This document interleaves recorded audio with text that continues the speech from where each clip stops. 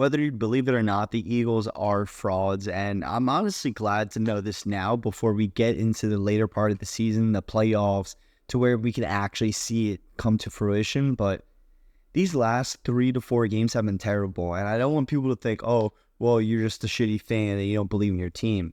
No, I believe in my team. I don't think the team believes in themselves. I think everything starts from the quarterback position, and Jalen Hurts just has not been it. I get it. He's been tired. He's been injured, but he's not making any reads. I mean, this guy is looking for the long ball every single game. And just the last game against the Seattle Seahawks, we had multiple times where he could check down, whether it's to Gainwell, whether it's to Smitty, get the first down, and then we can move on and win the game. But somehow, I don't know why, and I love Quez Watkins, he decides to underthrow a speedster. What is happening? And then at the end of the game, where we have only 15 yards to get to one of the best kickers in the league this year, we go for the A.J. Brown bomb. And I made a short on this earlier this year talking about Brian Johnson and just the offensive coordinator problems that we had, but I think it's deeper than that. I think it's just Jalen's not playing up to that $200 million deal that we signed him for. And look, I get it. You're going to have some regression coming off of Eddie P type year, but this shouldn't be this bad. And whether, again, you want to talk about the play calling, Brian Johnson has been dialing up quarterback sneaks, 3rd and 11. Like, are we planning to win the game at all? I mean, we honestly have like 6 solid plays in our playbook right now.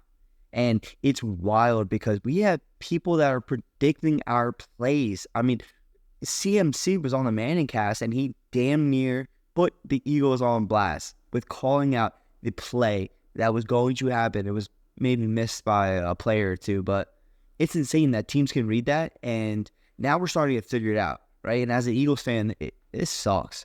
I understand if you lose 3 games early in the season, kind of like the 49ers did, and then you get on fire going into the playoffs, but that's not what we're doing.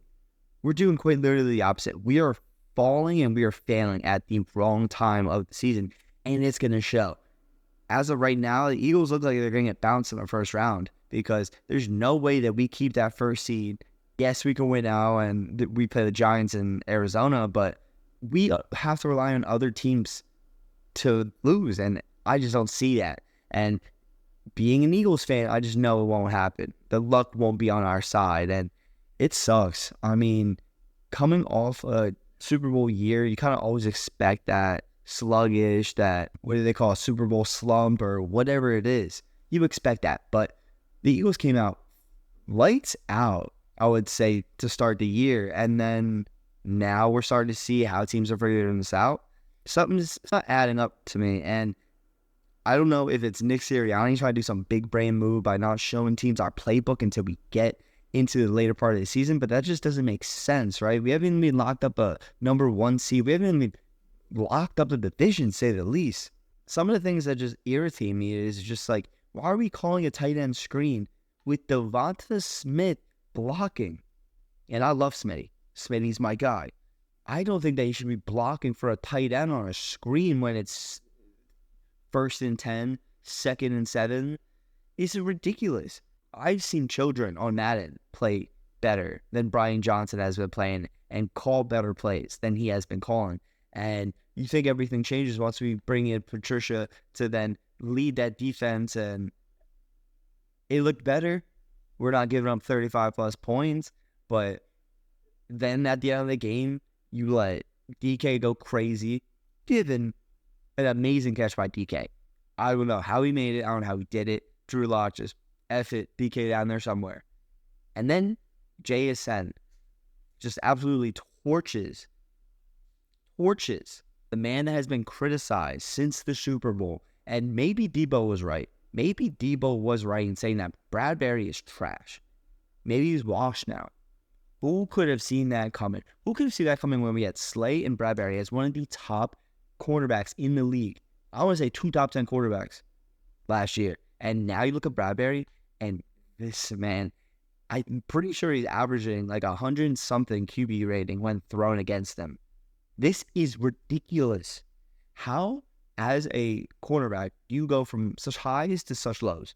And again, I am biased, but I don't think that penalty against Bradbury while he's covering DK, I don't think that was a penalty at all. Again, nothing was conclusive there, I'm saying. But still a penalty nonetheless. And he's been honestly getting exposed this whole year. So do you blame him on James Bradbury? No, I don't think so. I think there's so many other factors that we have to rely on. And do you think Bradbury was a product of the system, product of one of the best defensive rush lines that we've ever seen? Ever seen might be a little crazy, but you know what I mean. Everyone had like 10 plus sacks.